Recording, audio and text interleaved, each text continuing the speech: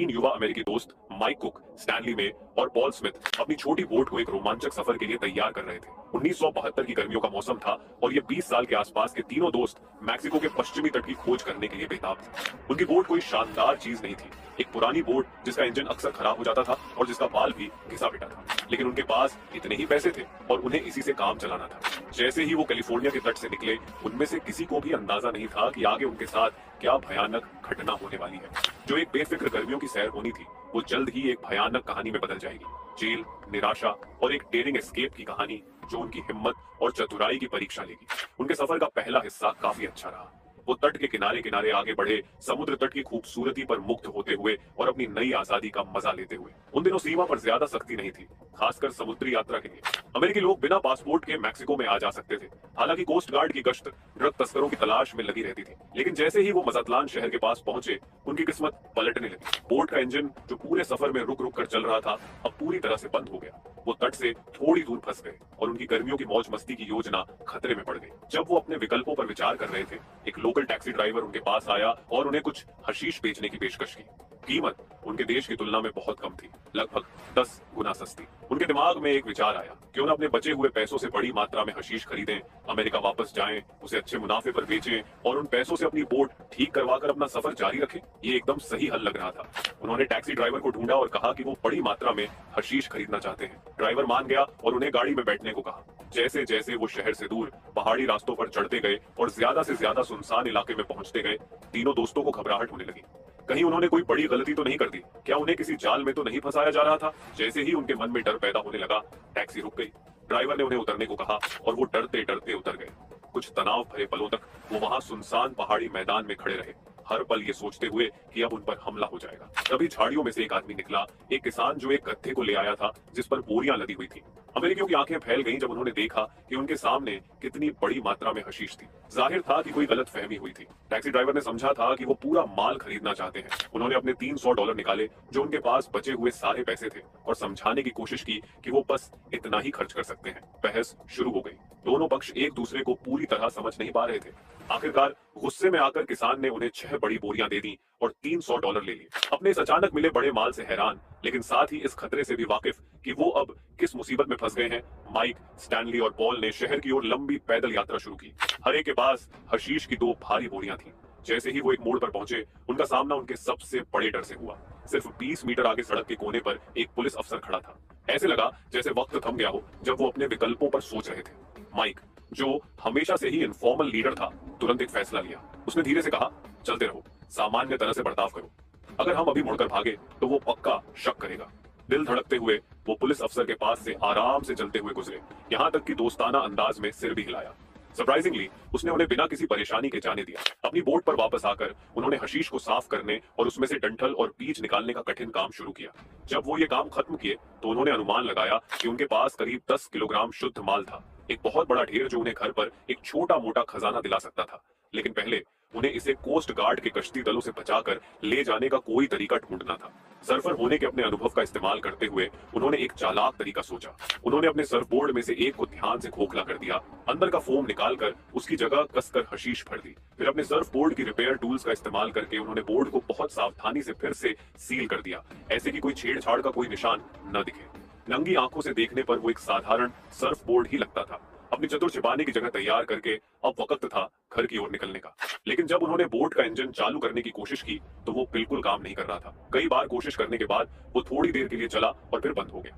साफ था कि इंजन पूरी तरह खराब हो चुका था। इसे कैलिफोर्निया तक का लंबा सफर करना नामुमकिन था। जब वो अपनी इस मुसीबत पर सोच ही रहे थे, किस्मत ने फिर करवट ली, 2 और अमेरिकी, फ्रैंक और डैन सियरा के रूप में। ये दोनों भाई माइक, स्टैनली और पॉल के पास समुद्र तट पर आए और बातचीत शुरू की। जब उन्हें तीनों दोस्तों की इंजन की समस्या के बारे में पता चला तो उन्होंने एक हल सुझाया। उनके पास अपनी एक बोट थी और वो अमेरिका वापस जा रहे थे। अगर माइक, स्टैनली और पॉल बोट चलाने में मदद करें तो वो उन्हें साथ ले जा सकते थे। ये एकदम सही हल लग रहा था और तीनों दोस्तों ने तुरंत हाँ कर दी। उन्हें ये नहीं पता था कि वो जल्द ही एक ऐसे धोखे के जाल में फंस जाएंगे जो उनकी जिंदगी को हमेशा के लिए बदल देगा। अगली सुबह वो अपनी बोट पर सियरा भाइयों से मिले, यात्रा शुरू करने के लिए तैयार। जैसे जैसे वो बातचीत कर रहे थे और एक दूसरे को जान रहे थे, फ्रैंक ने कुछ हशीश जलाया और इन तीनों के साथ शेयर किया। माइक, स्टैनली और पॉल को इन कंफर्टिंग फ्री स्पिरिट भाइयों के साथ तुरंत एक लगाव महसूस हुआ। वो उन्हीं जैसे साहसी लोग लग रहे थे। लेकिन दिखावा धोखा दे सकता है। जैसे जैसे ग्रुप स्मोक किया और बातें की, फ्रैंक और डैन ने एक चौंकाने वाला खुलासा किया। वो सिर्फ आम हशीश के शौकीन नहीं थे, वो बड़े स्मगलर्स थे और उनकी बोट में एक बड़ी कंसाइनमेंट थी, लगभग 1 टन हशीश, जिसकी कीमत लाखों डॉलर थी। माइक, स्टैनली और पॉल हैरान रह गए। उन्होंने सोचा था कि उनके 10 किलो एक बड़ा सौदा था, लेकिन ये तो उसके सामने कुछ भी नहीं था जो सेरा भाई ले जा रहे थे। फ्रैंक और डैन ने समझाया कि उन्हें न सिर्फ बोट चलाने में मदद की जरूरत थी, बल्कि अमेरिका पहुंचने के बाद हशीश को ले जाने में भी। बदले में तीनों दोस्तों में से हर एक को $10,000 मिलेंगे। 1962 में ये एक बड़ी रकम थी। धीरे धीरे उन्हें समझ आया कि वो कितनी बड़ी बात पर विचार कर रहे थे। अगर वो पकड़े गए तो उन्हें मैक्सिकन जेल में दशकों तक रहना पड़ सकता था। समझदारी इसी में थी कि वो अभी मना कर दें, घर लौटने का कोई और रास्ता ढूंढें और अपने आप को भाग्यशाली समझें।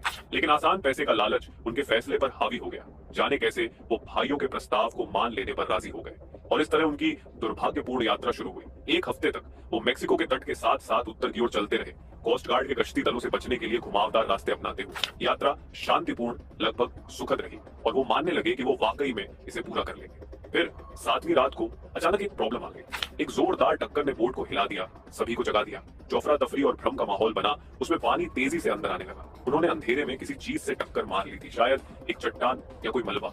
जो भी था, उसने बोट के तल में एक बड़ा छेद कर दिया था। जैसे ही बोट डूबने लगी, सबके मन में डर छा गया। वो जो कुछ भी बचा सकते थे उसे जल्दी से उठाने लगे, लेकिन कुछ ही मिनटों में वो खुद को प्रशांत महासागर के काले उथल पुथल भरे पानी में पाया। घंटों तक वो मलबे से चिपके रहे और तैरते रहे, धारा के साथ बहते हुए अपने सिर को पानी के ऊपर रखने की कोशिश करते रहे। जब लगने लगा कि उनकी ताकत खत्म हो जाएगी, तभी उन्हें किनारे पर टकराती लहरों की आवाज सुनाई दी। लेकिन उनकी राहत के साथ एक नया डर भी था। घने अंधेरे में उन्हें ये नहीं पता था कि वो चट्टानों पर टकराएंगे या किसी रेतीले समुद्र तट पर पहुंचेंगे। एक बार फिर किस्मत ने उनका साथ दिया। जैसे ही लहरों ने उन्हें किनारे पर फेंका, वो खुद को रेत पर पड़े हुए पाया। पूरी तरह थक चुके वो वहीं लेट गए और जैसे ही सुबह की पहली रोशनी दिखाई देने लगी, वो गहरी नींद में चले गए। जब वो जागे, अभी भी नींद में धुंधले से, तो उनके सामने एक अविश्वसनीय दृश्य था। जहां तक नजर जाती थी, समुद्र तट पर दर्जनों, शायद सैकड़ों कसकर लपेटे गए पैकेट बिखरे पड़े थे। उनकी पूरी कंसाइनमेंट उनके साथ किनारे पर आ गई थी। जल्द ही उन्हें अपनी स्थिति का एहसास हो गया। वो जिंदा थे, लेकिन अभी भी खतरे से बाहर नहीं थे। अगर कोई लोकल लोग इस दृश्य पर आ गए तो पुलिस को तुरंत बुला लिया जाएगा और बिना किसी पहचान पत्र या कागजात के विदेशी होने के नाते वो मुख्य संदिग्ध होंगे। जल्दबाजी में उन्होंने पैकेटों को इकट्ठा करना और रेत में दफनाना शुरू कर दिया। लेकिन इससे पहले कि वो काम पूरा कर पाते, उन्होंने दूर से एक ग्रुप को आते देखा। तेजी से सोचते हुए उन्होंने अधूरा खुदे गड्ढे को पेड़ के ब्रांचेस और रेत से ढक दिया, प्रार्थना करते हुए कि ये उनके अवैध माल को छिपाने के लिए काफी होगा। फ्रैंक, जो थोड़ी स्पेनिश बोल लेता था, माइक के साथ गांव वालों की तरफ बढ़ा। उन्होंने एक डूबी हुई बोट की कहानी बनाई। सावधानी से अपने कीमती माल का कोई जिक्र नहीं किया। गांव वाले हालांकि शक में थे। अपने ट्रक में उन्हें नजदीकी टाउन तक ले जाने के लिए राजी हो गए। जैसे ही वो रफ जंगल की सड़क पर उछलते हुए जा रहे थे, ग्रुप पर एक तनावपूर्ण खामोशी छा गई। क्या उन्होंने सबूत सफलतापूर्वक छिपा दिए थे? क्या वो बिना किसी शक के पैदा किए मेक्सिको से बाहर निकल पाएंगे? उनकी उम्मीदें तब टूट गईं जब ट्रक अचानक रुक गया। दूर से वो पुलिस की गाड़ियों की सायरन की डरावनी आवाज सुन सकते थे। कुछ ही पलों में वो पुलिस से घिर गए। उन पर बंदूकें तानी हुई थी।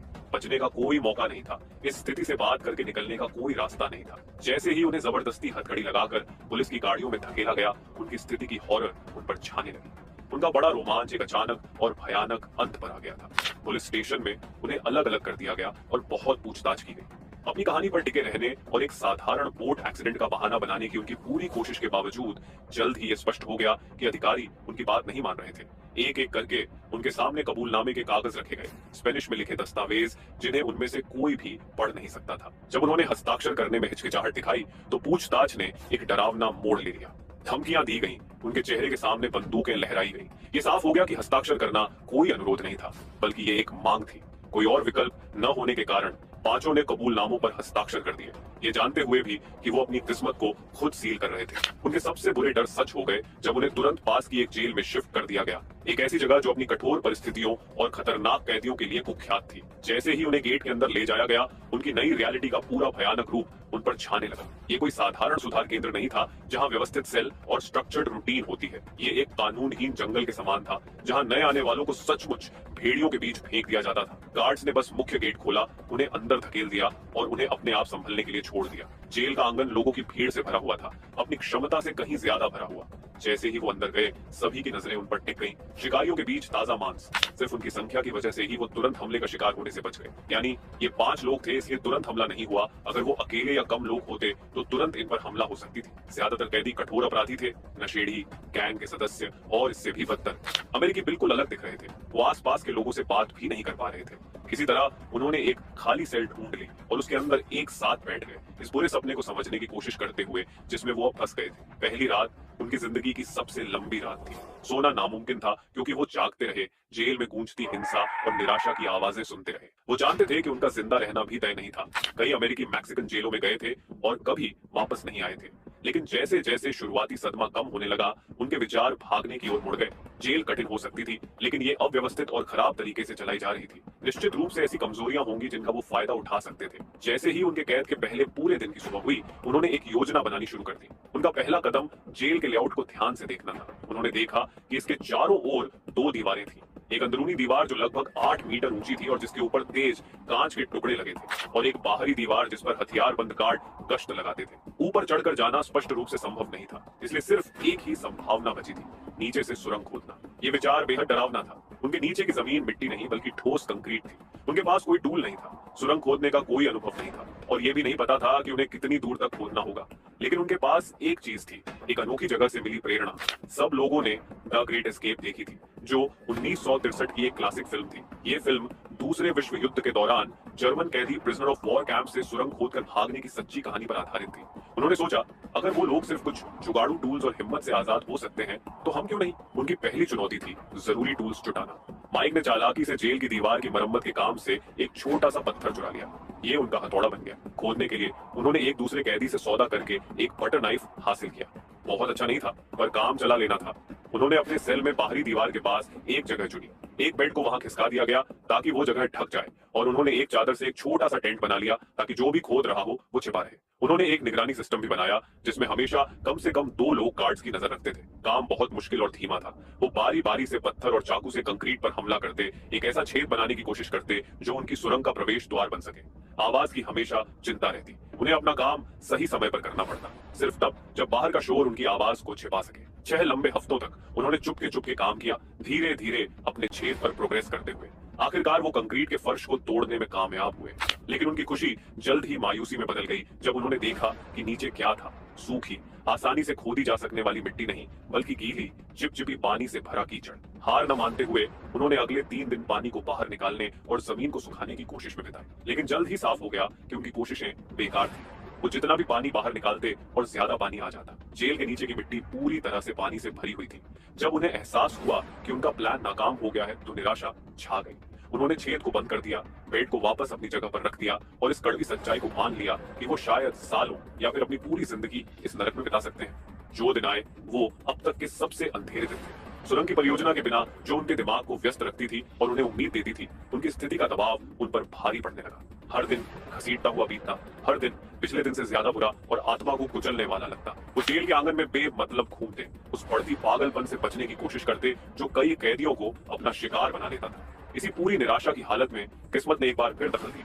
उनकी कैद के 5 महीने बाद अचानक जेल का पानी बंद हो गया। जल्द ही खबर फैल गई कि जेल को पानी सप्लाई करने वाली मुख्य पाइप टूट गई है और उसे ठीक करने में कई दिन लगेंगे। ज्यादातर कैदियों के लिए ये एक और मुसीबत थी, लेकिन माइक के लिए अचानक उम्मीद की एक चिंगारी जल उठी। उसे याद आया कि उनकी नाकाम सुरंग के नीचे पानी से भरी हुई जमीन थी। क्या यह संभव हो सकता है कि टूटी हुई पाइप ही उस सारे पानी का सोर्स थी? और अगर ऐसा है तो क्या अब जमीन इतनी सूख गई होगी कि उसे खोदा जा सके? उन्होंने ये पता लगाने में देर नहीं की। बेड को एक तरफ खिसकाकर उन्होंने कंक्रीट का ढक्कन उठाया और छेद में झांका। उनके आश्चर्य और खुशी की सीमा न रही जब उन्होंने देखा कि गीली कीचड़ की जगह सूखी, काम करने लायक मिट्टी थी। ऐसा लग रहा था जैसे ब्रह्मांड खुद उनके भागने में मदद कर रहा हो। नए जोश के साथ उन्होंने फिर से खोदना शुरू कर दिया। इस बार उनकी प्रोग्रेस शानदार थी। सिर्फ कुछ घंटों में उन्होंने करीब 1 मीटर सीधा नीचे खोद लिया था। वहां से उन्होंने हॉरिजॉन्टल खोदने की मुश्किल प्रक्रिया शुरू की, एक नैरो सुरंग बनाते हुए जिसमें से रेंग कर निकला जा सके। जैसे जैसे वो सुरंग को और खोदने लगे, तब एक समस्या खड़ी हो गई। वो खोदी गई सारी मिट्टी का क्या करें? जेल का आंगन कंक्रीट से ढका था, इसलिए वो उसे यूं ही बिखेर नहीं सकते थे, वरना शक हो जाता। उनके पास एकमात्र विकल्प था उसे अपने बिस्तरों के नीचे छिपाना। लेकिन जगह छोटी थी और वो जानते थे कि गार्ड्स का अचानक इंस्पेक्शन आ जाने से सब कुछ खत्म हो सकता था। वो लगातार काम करते रहे, 24 घंटे शिफ्ट में काम करते हुए। लगभग एक हफ्ते की पागल खुदाई के बाद उनका अनुमान था कि उन्होंने 3 या 4 मीटर की सुरंग खोद ली है, शायद अंदरूनी दीवार के नीचे से गुजरने के लिए काफी। लेकिन जैसे ही वो अपनी प्रोग्रेस पर एक दूसरे को बधाई दे रहे थे, एक बार फिर आपदा आ गई। पॉल, जो खुदाई की ड्यूटी पर था, अचानक चेहरे पर भयानक डर के साथ सुरंग से बाहर निकला। उसने हाँफते हुए कहा, मुझे लगता है मैंने सीवर पाइप को मार दिया, वो टूट गया है और सुरंग में लीक हो रहा है। जैसे ही सुरंग के मुंह से बदबू आने लगी, उनकी बात सच साबित हो गई। अनजाने में उन्होंने पूरी जेल की मुख्य सीवर लाइन में छेद कर दिया था। कुछ ही घंटों में उनकी मेहनत से खोदी गई सुरंग गंदे पानी से भर गई। ये सबसे बड़ी आपदा थी। न सिर्फ उनका भागने का रास्ता खराब हो गया था, बल्कि बदबू से उनका पूरा ऑपरेशन पकड़ा जा सकता था।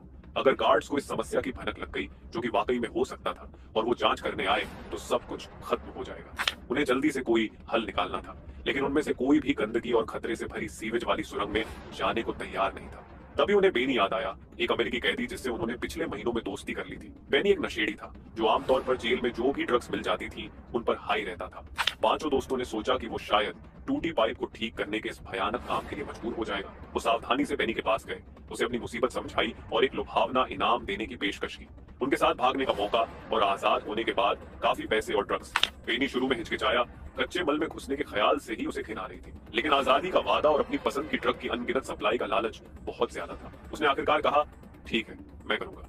उसकी आवाज में हार और दृढ़ संकल्प का मिश्रण था। बाकी लोग खुश हो गए, बेनी की पीठ थपथपाते हुए उसे हीरो बताने लगे। उन्होंने कुछ सीमेंट पाउडर जुटाया, जो शायद जेल के रखरखाव की सामग्री से चुराया गया था, और उसे एक गाढ़े पेस्ट में मिला दिया। इस जुगाड़ू सीलेंट से लैस और अपने आप को तैयार करते हुए बेनी उस गंदी सुरंग में उतरने की तैयारी करने लगा। गहरी सांस लेते हुए बेशक अपने मुंह से बेनी छेद में उतर गया। बदबू इतनी भयानक थी कि हर हरकत पर उसे उल्टी आने को होती थी, लेकिन वो आगे बढ़ता रहा, संकरे रास्ते से रेंगते हुए, जब तक कि वो टूटी पाइप तक नहीं पहुंच गया। अंधेरे में महसूस करके काम करते हुए बेनी ने दरार पर सीमेंट लगाया, प्रार्थना करते हुए कि ये गंदगी के बहाव को रोकने के लिए काफी होगा। काम करते करते वो बड़े बड़े गंदे टुकड़ों को इकट्ठा करने की कोशिश कर रहा था, उन्हें एक खाली कॉफी के डिब्बे में रखते हुए, जो वो इसी मकसद से लाया था, जो एक युग जैसा लगा। उसके बाद बेनी सुरंग के मुंह से बाहर निकला। उसका पूरा शरीर बयान से बाहर गंदगी की एक परत से ढका हुआ था। उसके दोस्त पानी की बाल्टी के साथ इंतजार कर रहे थे, जितना हो सके उतना साफ करने में उसकी मदद करते हुए, और साथ ही उससे सवाल पूछते हुए, क्या उसने पाइप ठीक कर दी थी, क्या लीक रुक गई थी।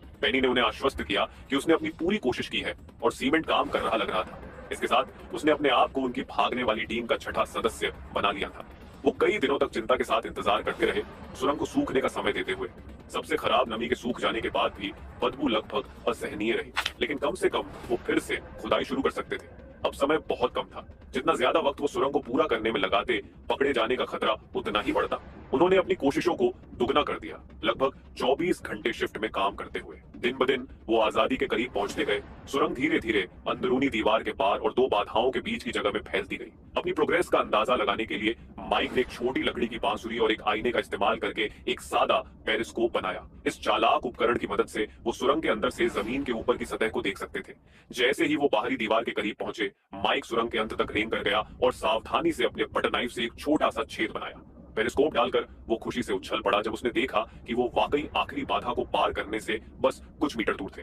आजादी बहुत करीब थी। इस खबर से उत्साहित होकर टीम ने खुद को थकान की हद तक धकेल दिया, जितनी जल्दी हो सके सुरंग को पूरा करने के लिए दृढ़ संकल्प के साथ। जैसे जैसे वो पूरा होने के करीब पहुंचे, उन्होंने खुद भागने की योजना पर ध्यान केंद्रित किया।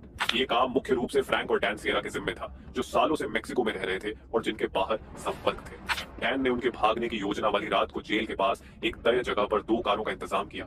अब एक पक्की डेडलाइन तय हो जाने के साथ वो 3 रातों में अपनी कोशिश करेंगे। ग्रुप ने सुरंग के आखिरी हिस्से को पूरा करने के लिए नए जोश के साथ काम किया, लेकिन लगता था कि प्रकृति ने उनके लिए एक आखिरी बाधा रख छोड़ी थी। उनके प्लान किए गए भागने से एक रात पहले इलाके में जोरदार बारिश हुई। सुरंग के अंदर मौजूद व्यक्ति अपने सिर के ठीक ऊपर बारिश की आवाज साफ सुन सकता था, सिर्फ एक पतली मिट्टी की परत से अलग। अचानक पानी उस छोटे पेरिस्कोप के छेद से रिसना शुरू हो गया जो उन्होंने बनाया था। कुछ ही पलों में छेद बड़ा हो गया, जिससे सुरंग में पानी का तेज बहाव शुरू हो गया। उन्हें घबराहट होने लगी, क्योंकि उन्हें एहसास हुआ कि उनके महीनों के काम के ढह जाने की बहुत संभावना थी। गीली मिट्टी बस इकट्ठा होते पानी का वजन नहीं उठा सकती थी, खासकर इसलिए क्योंकि वो सतह के इतने करीब थे। वो अपनी सेल में वापस लौट आए, चिंता से बीमार और पूरी तरह से उम्मीद करते हुए कि किसी भी पल वो गार्ड्स को उनकी पानी से भरी सुरंग की खोज करते हुए सुनेंगे। बारिश रात भर लगातार होती रही। जैसे ही सुबह हुई, उन्होंने खुद को सबसे बुरे के लिए तैयार किया, ये मानते हुए कि उनकी योजना उनकी आजादी की उम्मीदों के साथ साथ बह गई होगी। लेकिन अविश्वसनीय रूप से, चमत्कारिक ढंग से कोई गार्ड आकर धमकी नहीं दिया। क्या यह संभव हो सकता था कि सुरंग किसी तरह बची रही हो? जब उन्होंने आखिरकार जांच करने की हिम्मत की तो वो हैरान रह गए ये देखकर कि हालांकि सुरंग नम और कीचड़ भरी थी, फिर भी वो बरकरार थी। ये एक चमत्कार से कम नहीं था। ये जानते हुए कि समय बहुत कम था, उन्होंने जितना हो सके उतना पानी निकालने और किसी भी कमजोर जगह को मजबूत करने के लिए जल्दी जल्दी काम किया। जैसे ही उनके प्लान किए गए भागने के दिन शाम हुई, ग्रुप के अंदर तनाव चरम पर पहुंच गया। यही था वो पल, या तो करो या मरो। वो सुरंग में लाइन से खड़े हो गए। हर आदमी का दिल इतनी जोर से धड़क रहा था कि उन्हें लगा कि ये उन्हें पकड़वा देगा। एक चालाक सोच में उन्होंने सुरंग में घुसने से पहले अपने कपड़े उल्टे पहन लिए थे। इस तरह जब वो बाहर निकलेंगे तो वो बस कपड़े सीधे कर सकते थे और काफी साफ दिखेंगे। माइक, जिसने किसी तरह जेल में रहते हुए एक मास्क जुटा लिया था, आगे बढ़ा। उसका काम सुरंग के आखिर में मिट्टी की आखिरी परत को तोड़ना था। दूसरे उसके पीछे चिंता से इंतजार कर रहे थे जब वो बटर नाइफ से खुदाई कर रहा था। इस बंद जगह में उनकी तेज सांसों की आवाज के अलावा कोई आवाज नहीं थी, जो एक युग जैसा लगा, लेकिन शायद सिर्फ 15 मिनट ही थे। उसके बाद माइक आखिरकार बाहर निकल गया। ठंडी रात की हवा का एक झोंका सुरंग में घुस आया, साथ में आजादी की खुशबू लेकर। लेकिन उनकी खुशी जल्द ही खत्म हो गई। जैसे ही माइक ने छेद से अपना सिर बाहर निकाला, वो जल्दी से वापस अंदर आ गया। दूसरों को चेतावनी देते हुए फुसफुसाया, बाहर दिन जैसा उजाला है। उसने जल्दी से कहा, जेल की लाइटें ठीक हमारे ऊपर हैं। अगर हम अभी बाहर निकलते हैं तो पक्का पकड़े जाएंगे।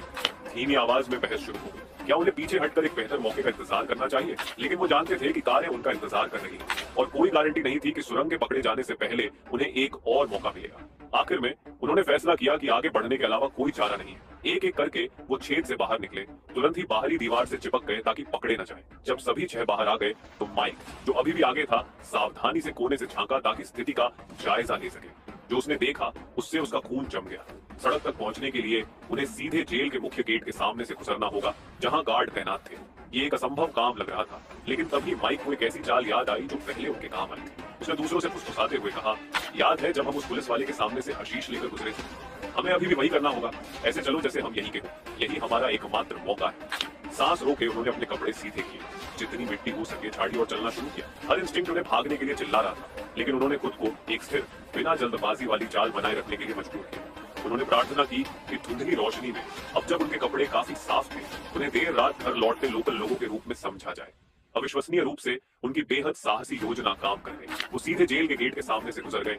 गार्ड्स को ऐसे सिर हिलाकर ग्रीट किया जैसे उन्हें दुनिया की कोई चिंता न हो। गार्ड्स, जो शायद बोर हो चुके थे, उन पर ज्यादा ध्यान नहीं दिया। जब वो एक सुरक्षित दूरी पर पहुंच गए तो उन्होंने अपनी जीत का जश्न मनाने का एक पल लिया। उन्होंने कर दिखाया था। वो बाहर थे, लेकिन वो जानते थे कि वो अभी पूरी तरह सुरक्षित नहीं थे। उन्हें सुबह होने और जेल को उनकी गैर हाजिरी का पता चलने से पहले इंतजार कर रही कारों तक पहुंचना था। वो शांत सड़कों पर दौड़े, हर कदम के साथ उनका उत्साह बढ़ रहा था, जो उन्हें जेल से दूर ले जा रहा था। लेकिन जब वो मिलने की जगह पर पहुंचे तो उनके दिल टूट गए। कारें वहां नहीं थी। डैन, जिसने ट्रांसपोर्ट का इंतजाम किया था, अपने घबराए हुए साथियों को शांत करने की कोशिश की। एक बैकअप प्लान था। उसने उन्हें आश्वस्त किया, रेलवे ट्रैक के पास एक दूसरी मिलने की जगह। कोई और विकल्प न होने के कारण वो उसके पीछे चल दिए, ये दर्दनाक रूप से जानते हुए कि समय निकला जा रहा था। जैसे ही वो ट्रैक के पास इंतजार कर रहे थे, सुबह की पहली किरणें आसमान को रंगने लगी। वो अच्छी तरह जानते थे कि किसी भी पल जेल के गार्ड उनकी गैर हाजिरी का पता लगा सकते हैं और अलार्म बजा सकते हैं। जब लग रहा था कि सारी उम्मीद खत्म हो गई है, तभी उन्होंने दूर से 2 कारों को आते देखा। जैसे जैसे वाहन करीब आते गए, तनाव बढ़ता गया। क्या आखिरकार उनकी सवारी आ गई थी, या ये उन्हें फिर से पकड़ने आ रही पुलिस थी? डैन ने आंखें मटकाते हुए दूर तक देखा, फिर एक बड़ी मुस्कान के साथ बोला, वो ही है। उसने राहत भरी आवाज में कहा, हम कामयाब हो गए। अगले कुछ पल ग्रीटिंग्स, जल्दबाजी में समझाने और जल्दी जल्दी अलविदा कहने में बीते, क्योंकि ग्रुप अलग हो गया। माइक, स्टैनली और पॉल एक कार में घुस गए, जबकि सियरा भाई और पेनी ने दूसरी कार ली। जैसे ही वो अपने डेयरिंग एस्केप के दृश्य से दूर भागे, जो उन्होंने हासिल किया था, उसकी रियलिटी धीरे धीरे समझ में आने लगी। पेनी के लिए ये रोमांच खत्म हो गया था। अपने वादे के मुताबिक भाइयों ने उसे ड्रग्स और पैसों का वादा किया, इनाम दिया, उसे एक छोटे से शहर में छोड़ते हुए, ताकि वो अपना रास्ता खुद बना सके। फ्रैंक और डैन, जो अभी भी अमेरिका में ड्रग तस्करी के आरोपों का सामना कर रहे थे, दक्षिणी मेक्सिको में और गहराई में चले गए, कभी भी यूएसए न लौटने की कसम खाते हुए। हालांकि माइक, स्टैनली और पॉल ने घर लौटने का जोखिम भरा फैसला किया। उनके पास अभी भी उनके पासपोर्ट थे। आश्चर्यजनक रूप से ये जेल में उनके समय के दौरान जब्त नहीं किए गए थे और उन्हें वापस यूनाइटेड स्टेट्स ऑफ अमेरिका में प्रवेश करने में कोई कठिनाई नहीं हुई। जैसे ही वो अमेरिकी धरती पर कदम रखे, वो मुश्किल से यकीन कर पा रहे थे कि उनका डरावना अनुभव आखिरकार खत्म हो गया था। अपनी अविश्वसनीय यात्रा पर पीछे मुड़कर देखते हुए, बेफिक्र सर्फर से लेकर अनजाने में ट्रक तस्कर बनने और फिर जेल से भागने वाले बनने तक, वो जानते थे कि उनकी जिंदगी कभी पहले जैसी नहीं होगी। उन्होंने एक मैक्सिकन जेल की गहराई में झांका था और सारी उम्मीदों के खिलाफ अपने आप को वापस बाहर निकाल लिया था। यहाँ हमारी कहानी खत्म होती है। अगर आपको ये कहानी पसंद आई तो कृपया हमारे चैनल को सब्सक्राइब करें ताकि आप और भी दिलचस्प कहानियां सुन सकें। नोटिफिकेशन बेल को दबाएं ताकि आप कोई नया वीडियो मिस ना करें और हमें कमेंट्स में बताएं आपने सबसे साहसिक काम क्या किया।